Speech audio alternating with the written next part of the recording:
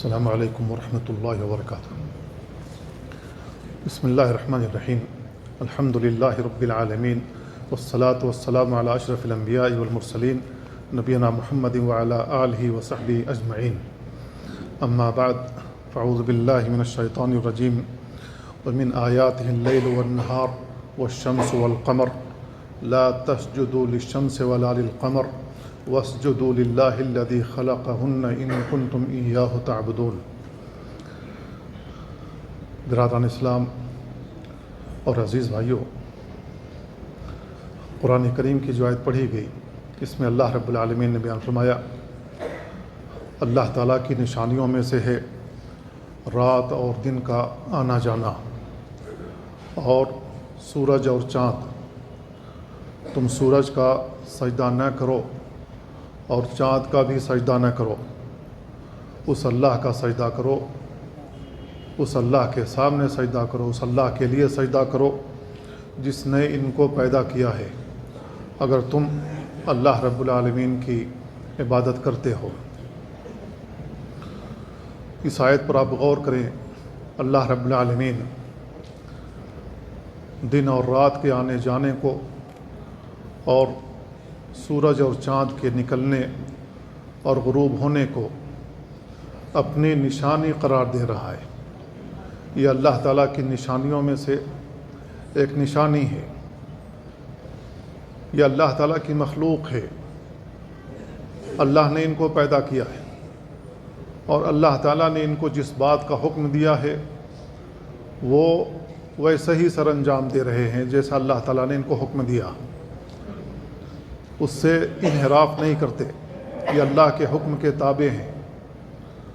تو جب یہ سورج اور چاند مخلوق ہیں تو ان کی عبادت کیوں، اس اللہ کی عبادت کیوں نہیں کی جاتی جس نے ان کو پیدا کیا ہے؟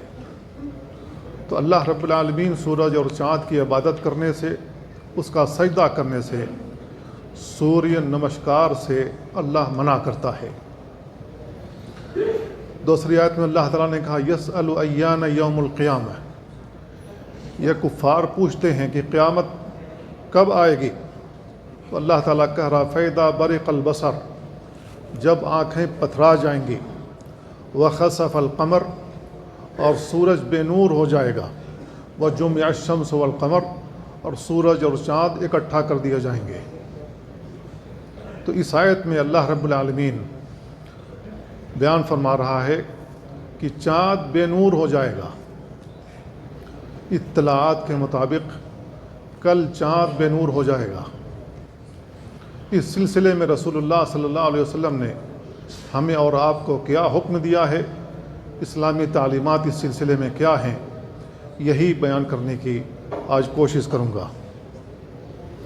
اللہ رب العالمین ایک اور آیت میں بیان فرما رہا ہے وَمَا نُرْسِلُ بِالْآيَاتِ إِلَّا تَخْوِيفًا، اللہ رب العالمین اپنی نشانیاں دکھاتا ہے تو اس لیے دکھاتا ہے تاکہ لوگ اللہ رب العالمین کے عذاب سے ڈر جائیں۔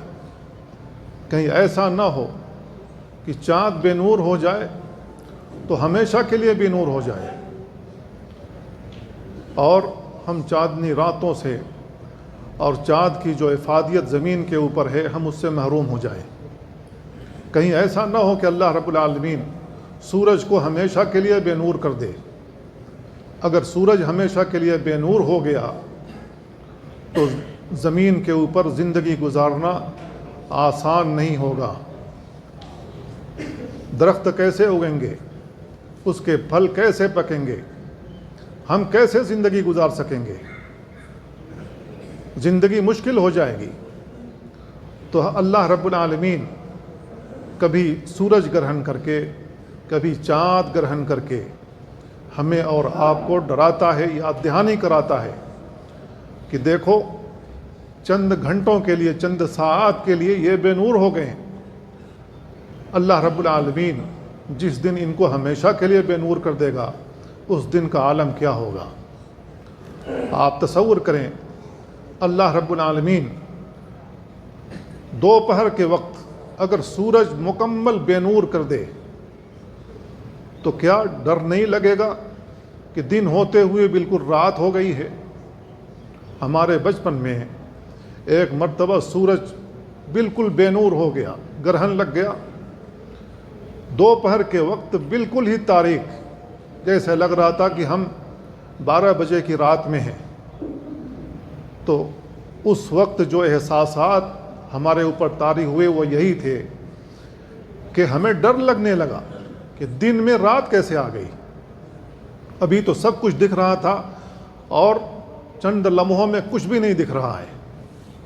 تو اللہ رب العالمین اپنی یہ نشانیاں دکھاتا ہے تو اس لیے دکھاتا ہے تاکہ ہم اللہ کی طرف رجوع کریں، اللہ کی طرف پلٹیں اور اپنے گناہوں سے توبہ کریں۔ ہر حال میں ہمیں اللہ کی طرف رجوع کرنا چاہیے، اللہ رب العالمین سے ڈرنا چاہیے۔ میرے بھائیو، اللہ رب العالمین دنیا کے اندر بہت ساری نشانیاں دکھاتا رہتا ہے، اپنی قدرت کے جلوے دکھاتا ہے، اور اللہ رب العالمین اس کے ذریعے پیغام دینا چاہتا ہے، دیکھو یہ میری ایک نشانی ہے جو میں نے زمین پر بہا دی ہے پانی کی شکل میں، اگر تمہارے معبود اس کو روک سکتے ہیں تو روک کر دکھاؤ۔ جن کو تم نے معبود بنا رکھا ہے، مشکل کشا سمجھ رکھا ہے، حاجت روا سمجھ رکھا ہے، اور سمجھ رکھا ہے کہ یہ تمہاری بگڑی بناتے ہیں اور کسی کی بنی ہوئی بگاڑ دیتے ہیں، ان کے اندر کچھ طاقت ہے، قوت ہے، اور یہ ان کے اندر کچھ صلاحیت موجود ہے، تو ان کو کہو کہ میں نے تمہارے درمیان پانی بھیج دیا، اس کو روک کر دکھاؤ۔ اللہ رب العالمین کے یہ لشکر ہیں۔ اللہ رب العالمین کہہ رہا وما یعلم جنود ربک الا ہو۔ اللہ رب العالمین کے کتنے لشکر ہیں اللہ رب العالمین کے علاوہ کوئی نہیں جانتا ہے۔ پانی بھی اللہ کے لشکر میں سے ایک لشکر ہے، ہوا بھی اللہ رب العالمین کے لشکر میں سے ایک لشکر ہے۔ جب چاہتا ہے جن قوموں کے اوپر چاہتا ہے اللہ رب العالمین تیز و تند ہوا چلا دیتا ہے، اس کے ذریعے سے کفار کے پاؤں کے نیچے زمین کھسک جاتی ہے، ان کے پاؤں اکھڑ جاتے ہیں۔ اللہ رب العالمین پانی بھیجتا ہے، ساری قوم تباہ ہو جاتی ہے۔ نوح علیہ السلام کی قوم کو کیا اللہ رب العالمین نے ایک ساتھ پانی میں غرق نہیں کر دیا؟ جبکہ نوح علیہ السلام اپنے قوم کو دعوت دیتے رہے، 950 سال تک سمجھاتے رہے کہ جن کی تم عبادت کرتے ہو یہ اللہ کے نیک بندے تھے، اللہ کی عبادت گزار بندے تھے، تم ان کی عبادت کیوں کرتے ہو؟ اس اللہ کی عبادت کیوں نہیں کرتے جس کی یہ لوگ عبادت کیا کرتے تھے؟ قوم نہیں مانی۔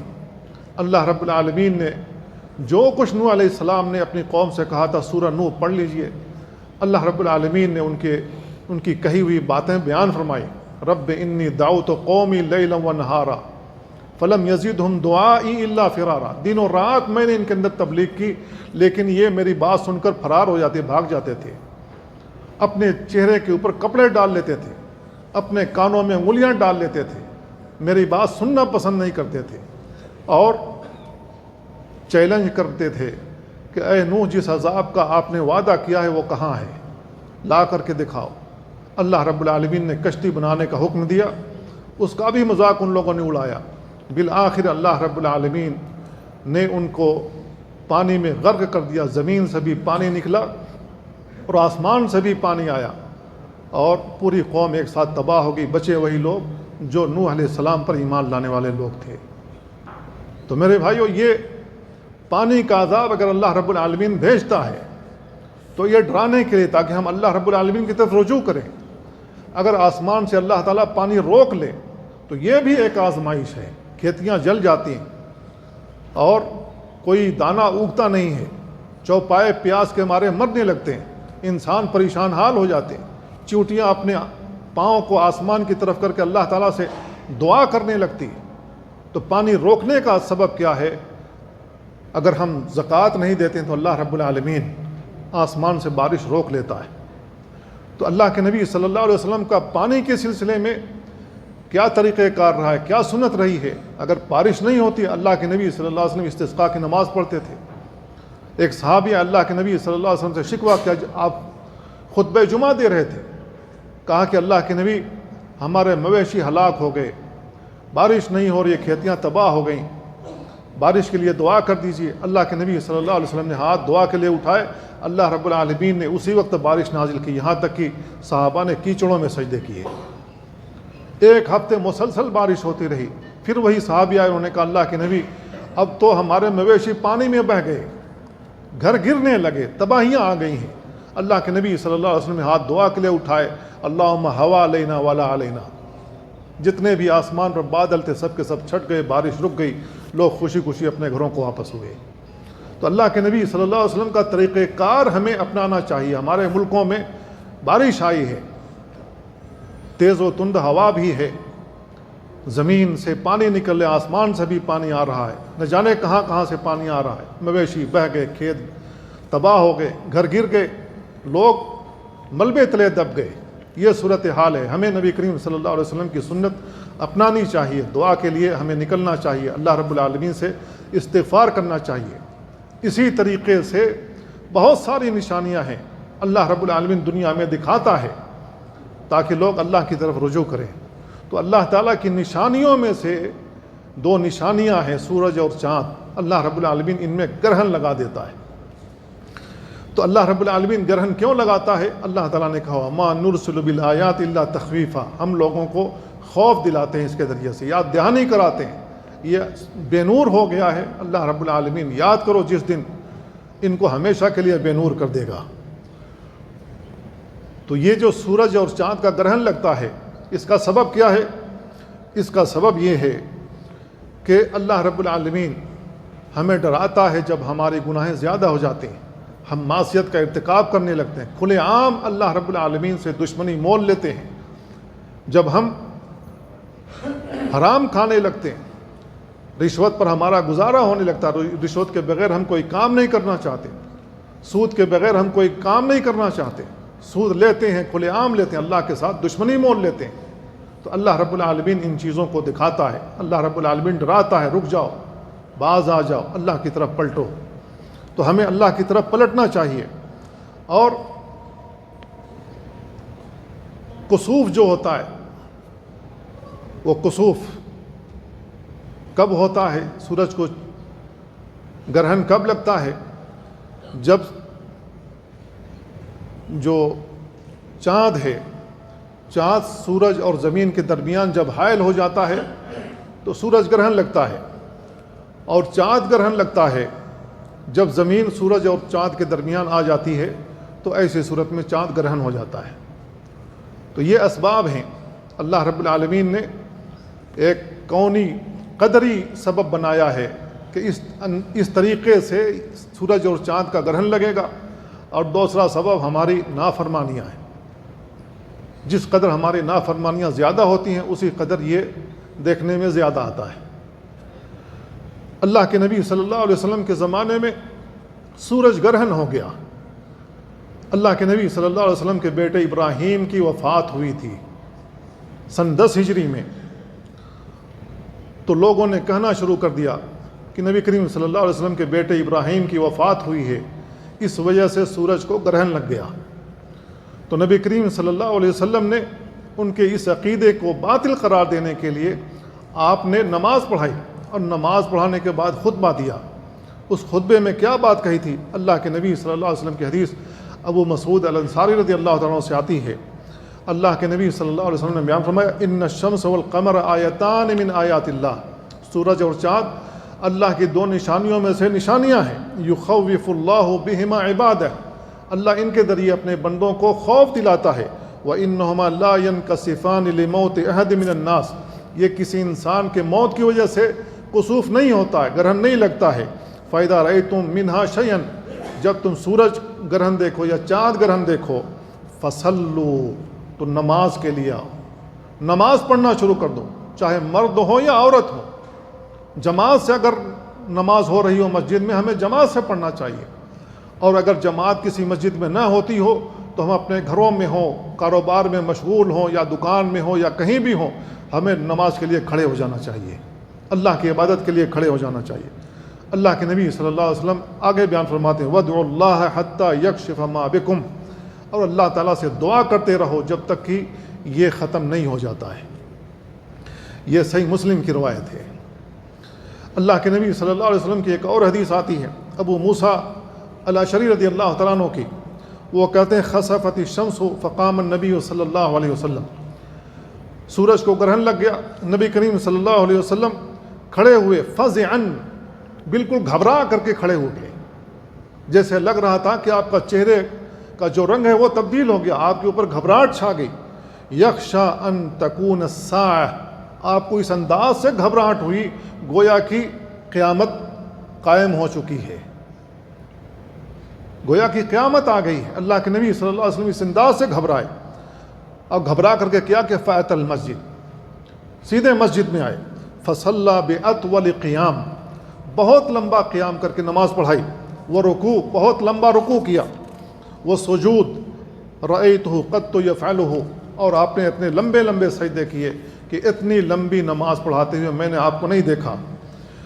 تو اللہ کے نبی صلی اللہ علیہ وسلم نے جب نماز پڑھائی تو اس میں جو بات بیان کی تھی، آپ نے بیان فرمایا هذه الآیات التي يرسل الله لا تكون لموت احد ولا لحیاتہ، یہ اللہ رب العالمین کی ایک نشانی ہے، یہ کسی کی موت اور حیات پر یہ ظاہر نہیں ہوتا ہے، اللہ رب العالمین اسے بھیجتا ہے جب چاہتا ہے، ولیکن یخوف اللہ به عبادہ، اللہ تعالیٰ اس کے ذریعے اپنے بندوں کو ڈراتا ہے۔ فَإِذَا رَأَيْتُمْ شَيْئًا مِّن ذَلِكَ فَافْزَعُوا إِلَىٰ ذِكْرِهِ، جب تم کبھی دیکھو سورج کا گرہن لگ گیا ہے، چاند کا گرہن لگ گیا ہے، تو ایسی صورت میں سیدھے اللہ کے ذکر کی طرف آؤ، وَدُعَائِهِ وَإِسْتِغْفَارِهِ، اللہ تعالیٰ سے دعا میں مشغول ہو جاؤ، اللہ تعالیٰ سے استغفار شروع کر دو، اپنے گناہوں کی معافی مانگنا شروع کر دو۔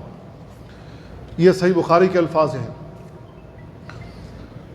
ام المؤمنین عائشہ رضی اللہ تعالیٰ عنہ کی ایک روایت آتی ہے، اللہ کے نبی صلی اللہ علیہ وسلم نے بیان فرمایا فَإِذَا رَأَيْتُمْ ذَلِكَ، جب تم یہ دیکھو کہ سورج گرہن ہو گیا ہے، چاند کو گرہن لگ گیا ہے، فَادْعُوا اللَّهَ، اللہ تعالیٰ سے دعا کرو، وَكَبِّرُوا، تکبیر پکارو، اللہ اکبر کہو، وَصَلُّوا، اور نماز پڑھو، وَتَصَدَّقُوا، اور صدقہ کرو۔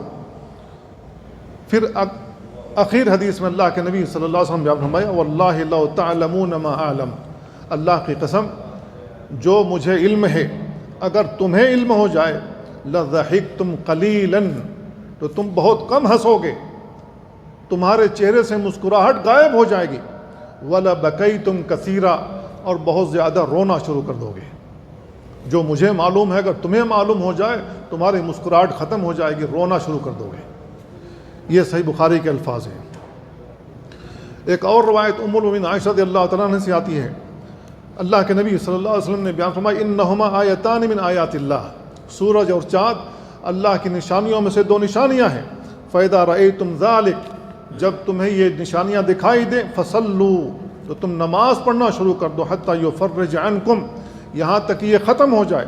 لَقَدْ رَأَيْتُ فِي مَقَامِ هَذَا كُلَّ شَيْءٍ وُعِدْتُهُ، میں نے اس مقام پر جہاں نماز پڑھا اللہ کے نبی صلی اللہ علیہ وسلم نے، آپ نے بیان فرمایا کہ مجھے اس مقام میں دکھایا گیا جس کا مجھ سے وعدہ کیا گیا ہے، حتیٰ لقد رأیت اريد ان آخذ قطفا من الجنہ، یہاں تک کہ مجھے جنت دکھائی گئی تو آگے بڑھ کر کے اللہ کے نبی صلی اللہ علیہ وسلم نے چاہا کہ میں جنت کے خوشوں میں سے کوئی خوشہ توڑ لوں۔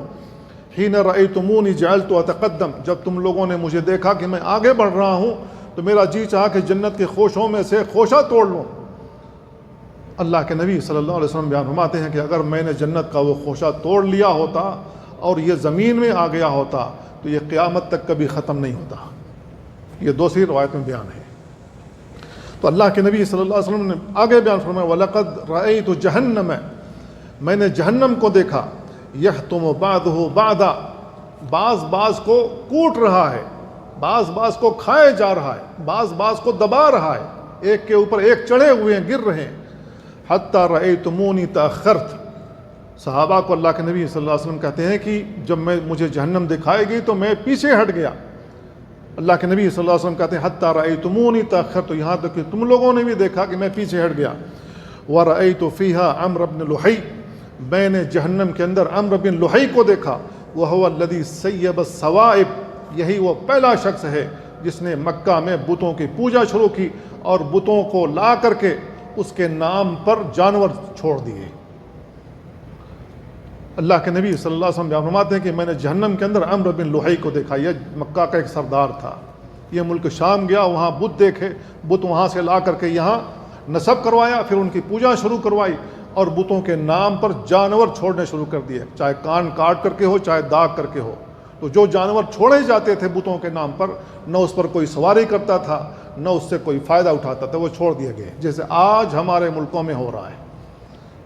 کافر بھی چھوڑ رہے ہیں، مسلمان بھی چھوڑ رہے ہیں، اپنے گایوں کو اپنے بکروں کو لے جا کر کے آستانوں پر چھوڑ دیتے ہیں، اس کے نام پر چھوڑ دیتے ہیں، کان کاٹ کر کے چاہے داغ لگا کر کے، لوہے کی داغ لگا کر کے چھوڑ دیتے ہیں اس کے نام پر۔ اللہ کے نبی صلی اللہ علیہ وسلم بیان ہے کہ عمرو بن لحی وہ پہلا شخص ہے جس نے دین ابراہیمی میں تبدیلی کی، چینجنگ کی، اس نے ابراہیم علیہ السلام کے دین کو تبدیل کر کے رکھ دیا، شرک کا آغاز کیا، کفر کا آغاز کیا۔ تو ایسی صورت میں اللہ کے نبی صلی اللہ علیہ وسلم بیان فرماتے ہیں کہ میں نے اس کو جہنم میں دیکھا، کہ دوسری روایت میں ہے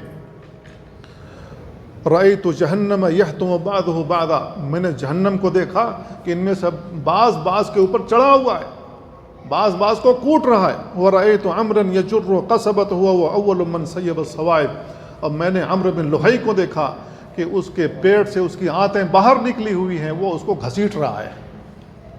جہنم کے اندر یہ اس کا بدترین عذاب ہے۔ یہی وہ پہلا شخص ہے جس نے آستانوں کے نام پر، بتوں کے نام پر جانور چھوڑ دیے، یعنی آستانوں کے نام پر چڑھاوے جو چڑھائے جاتے ہیں، یہ عمرو بن لحی کی دین ہے۔ جو مکہ میں آیا اس نے شرک کا آغاز کیا، کفر کا آغاز کیا۔ اللہ رب العالمین اس کو جہنم میں بدترین عذاب دے رہا ہے کہ اس کی آنتیں باہر نکلی ہوئی ہیں اور وہ گھسیٹ رہا ہے اپنے آپ کو۔ کب تک گھسیٹے گا؟ وہ اللہ رب العالمین مرنے نہیں دے گا، جہنمی شخص کو اللہ تعالیٰ کبھی مرنے نہیں دے گا۔ جب لوگوں کی چمڑے جل جائیں گے اللہ رب العالمین اس کے اوپر دوبارہ چمڑا چڑھا دے گا، دوبارہ چمڑا چڑھا دے گا، لیکن مرنے نہیں دے گا۔ جہنمیوں کو اللہ تعالیٰ مرنے نہیں دے گا، ہمیشہ کے لیے عذاب ہے ان کافروں کے اوپر، منافقوں کے اوپر اور مشرکوں کے اوپر۔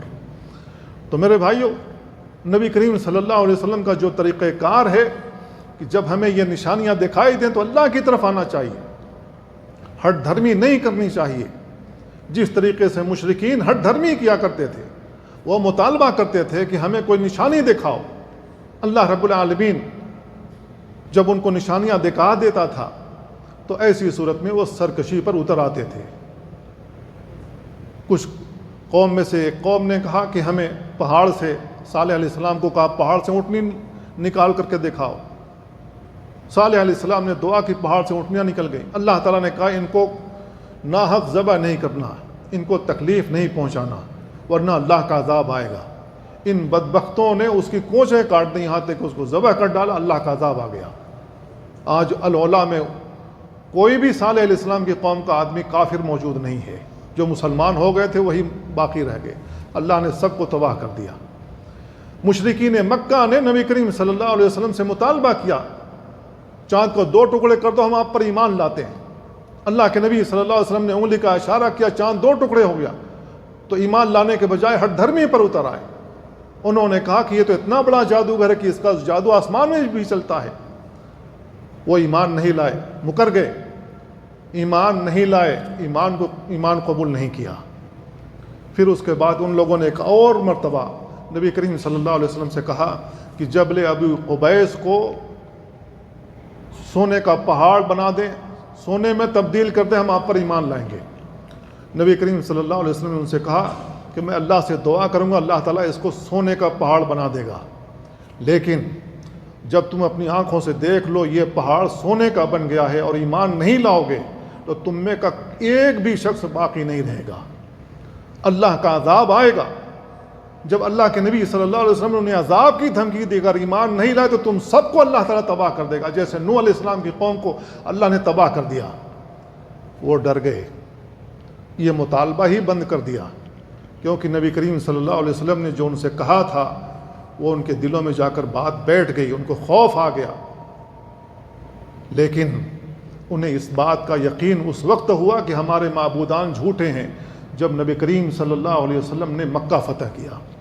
اپنی فوج کے ساتھ مکہ کے ساتوں راستوں سے داخل ہوئے، مکہ کو فتح کیا۔ اللہ کے نبی صلی اللہ علیہ وسلم سر کو جھکائے ہوئے کعبہ کی طرف چلے گئے۔ آپ کعبہ میں داخل ہوئے، مسجد حرام میں داخل ہوئے، جس کا اللہ تعالیٰ نے وعدہ کیا تھا۔ جب دیکھا کہ مکہ فتح ہو گیا ہے اور ان لوگوں کے اوپر اللہ کا کوئی بھی عذاب نازل نہیں ہوا، تو اس وقت ابو سفیان رضی اللہ تعالیٰ عنہ جو مسلمان ہو گئے تو انہوں نے کہا تھا کہ مجھے اب یقین ہو گیا ہے کہ آپ اللہ کے رسول بھی ہیں اور اللہ رب العالمین تنہا ہے، اس کا کوئی شریک نہیں ہے۔ مجھے یقین ہو گیا۔ کیوں یقین ہوا؟ اس لیے کہ ابرہا بھی اپنا لشکر لے کر کے آیا تھا مکہ فتح کرنے کے لیے، ڈھانے کے لیے، لیکن اللہ رب العالمین نے اس کی فوج کے اوپر ایسی کنکریاں برسائیں ابابیل کے ذریعے سے، پرندوں کے ذریعے سے، کہ جن جن لوگوں کو وہ کنکریاں لگی سب کے سب گل سڑ گئے۔ اللہ نے ان کو تہس نہس کر دیا۔ فجعلہم کعصف ماکول، جیسے بھوسا مشین میں جا کر کے پھر وہ ڈانٹ نہیں رہ جاتی، پھر وہ لکڑی نہیں رہ جاتی، بلکہ وہ بھوسا بن جاتا ہے۔ اللہ رب العالمین نے اس کو بھوسا بنا دیا۔ اللہ کے نبی صلی اللہ علیہ وسلم مکہ میں فاتحانہ داخل ہوئے۔ اللہ کے نبی صلی اللہ علیہ وسلم اور آپ کی فوج پر اللہ کا کوئی عذاب نازل نہیں ہوا، تو انہوں نے کہا اب ہمیں یقین ہو گیا کہ ہمارے معبودان جھوٹے ہیں، کیونکہ اگر یہ معبودان سچے ہوتے اللہ کا عذاب ضرور آتا ان کے اوپر، ان کی برکتوں کی وجہ سے۔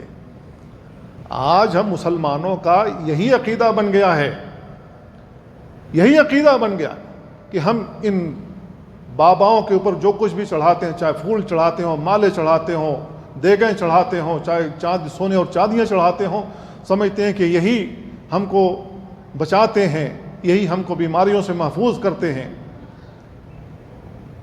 مسلمانوں کا یہ عقیدہ ہو گیا، اور نبی کریم صلی اللہ علیہ وسلم جب مکہ فتح کیا تو ان کے عقیدے تبدیل ہو گئے، لیکن آج مسلمانوں کا عقیدہ تبدیل نہیں ہو رہا ہے، اسی شرک میں پھنسے ہوئے ہیں، سمجھتے ہیں کہ یہی سب کچھ ہیں، ان کی برکتوں سے سب کچھ ہوتا ہے، یہی لے کر کے ہمیں دیتے ہیں۔ مسلمانوں کا یہ عقیدہ بن گیا، جبکہ یہی بابا جن کے سامنے سجدے کرتے ہیں، چڑھاوے چڑھاتے ہیں، ان سے مدد مانگتے ہیں، حاجت روا مشکل کشا مانتے ہیں، آج سارے بابا پانی میں ڈوبے ہوئے ہیں، نہ پانی کو روک سکتے ہیں نہ کسی اور کو بچا سکتے ہیں۔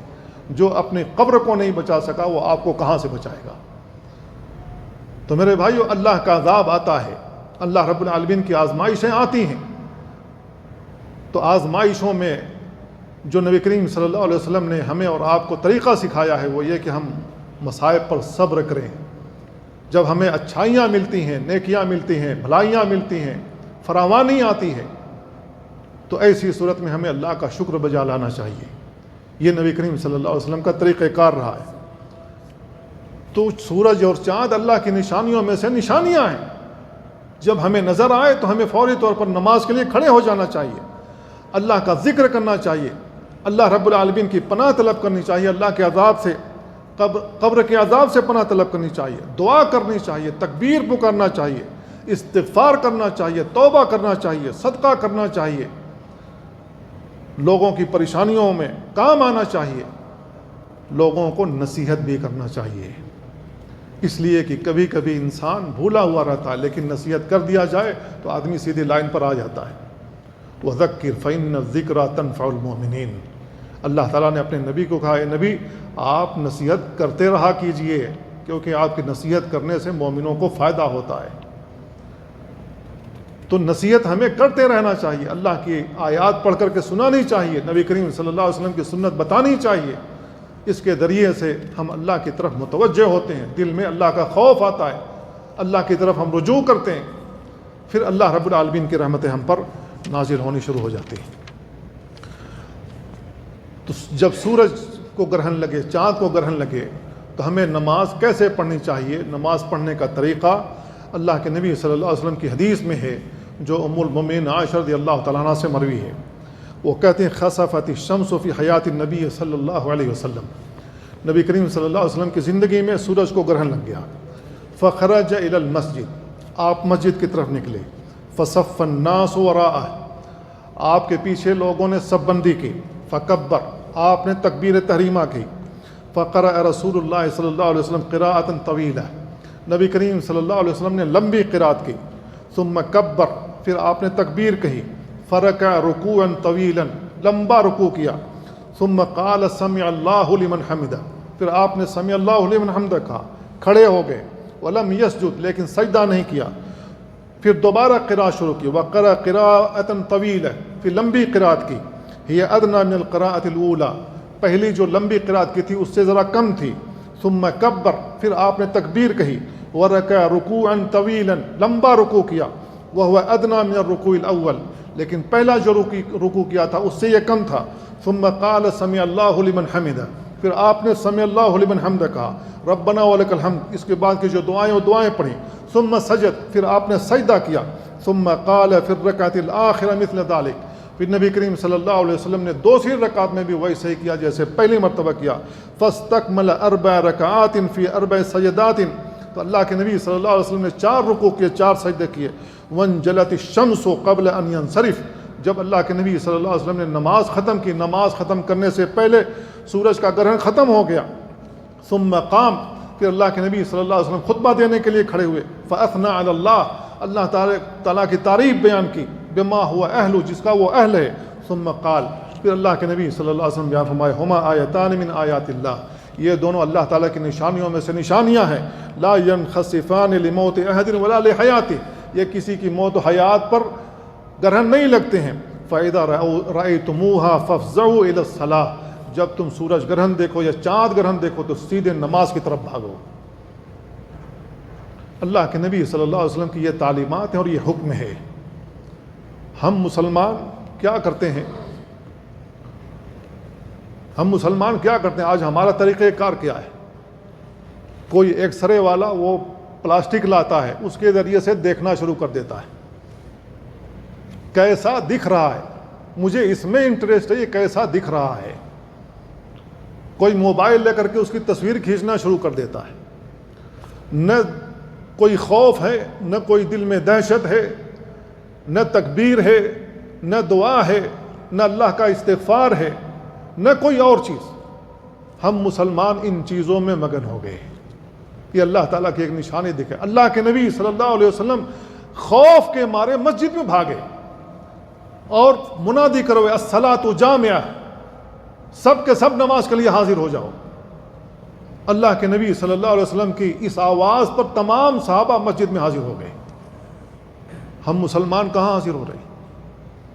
میرے بھائیو، ہمیں توجہ دینی چاہیے، نبی کریم صلی اللہ علیہ وسلم کی سنت کو زندہ کرنا چاہیے، یہ ہمارا طریقہ ہونا چاہیے۔ جابر بن عبداللہ رضی اللہ عنہ کی روایت میں ہے، وہ کہتے ہیں کسفت الشمس علی عہد رسول اللہ صلی اللہ علیہ وسلم، رسول اللہ صلی اللہ علیہ وسلم کے زمانے میں سورج کو گرہن لگ گیا، فی یوم شدید الحر، سخت گرمی کا وقت تھا، اس دن سخت ترین گرمی تھی، فصلی رسول اللہ صلی اللہ علیہ وسلم باصحابہ، اللہ کے نبی صلی اللہ علیہ وسلم نے صحابہ کرام کو نماز پڑھائی، فاطال القیام، لمبا قیام کیا، حتی جعلوا یخرون، لمبے قیام کی وجہ سے ان کے پاؤں ان کا ساتھ نہیں دے سکے تو گرنے لگے۔ اتنی لمبی نماز پڑھائی نبی کریم صلی اللہ علیہ وسلم نے۔ اتنی لمبی نماز آج ہمیں پڑھا دیا جائے تو شاید مسجد سے نکلتے ہوئے امام کو برا بھلا ہم کہنا شروع کر دیں کہ یہ کیسا امام ہے، ہمارے پاؤں سے کھڑا نہیں ہوا جا رہا ہے، ہمارے جو رگیں ہیں وہ اکڑ گئی ہیں، ہمارے جوائنٹ بالکل ایسے جڑ گئے ہیں، نہ جانے کیا کیا کہنا شروع کر دیں گے۔ میرے بھائیو، صحابہ کرام اس انداز سے زندگی نہیں گزارتے تھے، تو ہمیں تربیت لینی چاہیے نبی کریم صلی اللہ علیہ وسلم کے فرمان سے، آپ کی احادیث سے، آپ کی سنتوں سے، کہ صحابہ کرام کس انداز سے زندگی گزارتے تھے، اور ہمیں مقارنہ کرنا چاہیے کہ ہم اپنی زندگی کیسے گزار رہے ہیں۔ وہ بھی مسلمان تھے، ہم بھی مسلمان ہیں، وہ بھی مومن تھے، ہم بھی مومن ہیں، ہم کیسے زندگی گزار رہے ہیں۔ ام المؤمنین عائشہ رضی اللہ تعالیٰ عنہ بیان کرتی ہیں، جہر النبی صلی اللہ علیہ وسلم فی صلاۃ الخسوف بقراءتہ، نبی کریم صلی اللہ علیہ وسلم نے جو سورج گرہن کی نماز پڑھائی وہ جہری پڑھائی تھی، یعنی آواز سے پڑھائی تھی، جہرن قرات کی تھی۔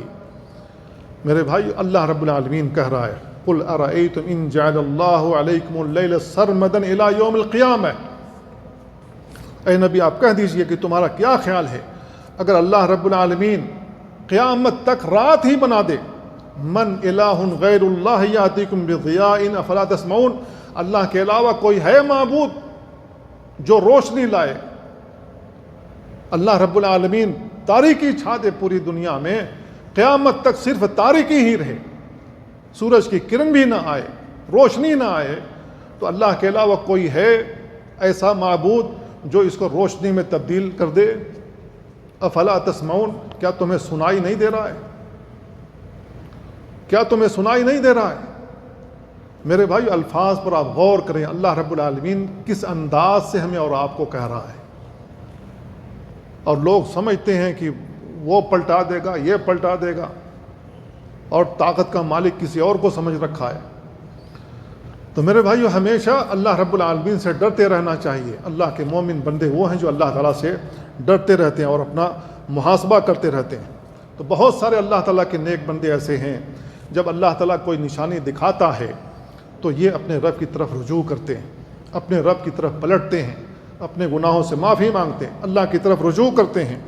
لیکن کچھ ایسے انسان ہوتے ہیں جن کا دل مردہ ہو چکا ہوتا ہے، یہ ساری نشانیاں دیکھ کر کے بھی وہ اللہ کی طرف نہ رجوع کرتے ہیں، نہ پلٹتے ہیں، نہ توبہ کرتے ہیں، نہ صدقہ و خیرات کرتے ہیں، نہ بھلائیوں کی طرف پیش قدمی کرتے ہیں۔ اسی وجہ سے اللہ رب العالمین کہہ رہا وَنُخَوِّفُهُمْ فَمَا يَزِيدُهُمْ إِلَّا طُغْيَانًا كُفْرًا، یہ کافروں کا طریقہ ہے کہ جب اللہ رب العالمین ان کو ڈراتا تھا تو وہ اور سرکشی میں بڑھ جاتے تھے، ان کی سرکشی اور تیز ہو جاتی تھی۔ تو یہ کافروں کا طریقہ ہے، مسلمانوں کا یہ طریقہ نہیں ہے۔ تو جن لوگوں کے دل مردہ ہو گئے ہوں ان کے یہ اعمال ہوتے ہیں، وہ اس انداز سے زندگی گزارتے ہیں۔ اسی وجہ سے اللہ رب العالمین نے دوسری آیت میں کہا وَإِن يَرَوْا كِسْفًا مِّنَ السَّمَاءِ سَاقِطًا، اگر آسمان سے یہ کوئی پتھر یا عذاب نازل ہوتے ہوئے بھی دیکھ لیں، يَقُولُونَ سَحَابٌ مَرْكُومٌ، تو کہتے ہیں کہ یہ کوئی بادل ہے جو نیچے آ رہا ہے۔ ان کو اتنا بھی ڈر نہیں ہوتا ہے کہ آسمان سے کیا آ رہا ہے، اس کی تصویریں بنانے لگتے ہیں، وہاں پر جانا شروع کر دیتے ہیں، دیکھنے کی کوشش کرتے ہیں۔ جب اللہ رب العالمین کا یہ عذاب بن کر چھا جاتا ہے تو ان کو بھاگنے کا بھی موقع نہیں ملتا، وہ ملبے تلے دب جاتے ہیں۔ بہت سارے ویڈیو جو آئی ہیں ہم نے دیکھا ہے، تو مسلمان ڈرتے نہیں اللہ رب العالمین سے کہ یہ کیسا عذاب ہے۔ تو میرے بھائیو اللہ تعالیٰ ہمیں اور آپ کو نصیحت کر رہا وَاتَّقُوا فِتْنَةً لَا تُصِيبَنَّ الَّذِينَ ظَلَمُوا مِنكُمْ خَاصَّةً وَاعْلَمُوا أَنَّ اللَّهَ شَدِيدُ الْعِقَابِ۔ تو میرے بھائیو جن لوگوں نے اپنے نفسوں کے اوپر ظلم کیا، شرک کر کے، کفر کر کے، اللہ تعالیٰ کی نافرمانی کر کے، ان کو فتنے سے بچنا چاہیے اور جاننا چاہیے اور یقین رہنا چاہیے کہ اللہ تعالیٰ بہت ہی سخت سزا دینے والا ہے، شدید العقاب ہے اللہ تعالیٰ کی۔ ان بطش ربک لشدید، اللہ تعالیٰ کی پکڑ بہت سخت ہے۔ اللہ تعالیٰ جب پکڑ لے تو کوئی چھڑا نہیں سکتا ہے، اور اللہ رب العالمین جس کو بچا لے اسے کوئی مار نہیں سکتا ہے۔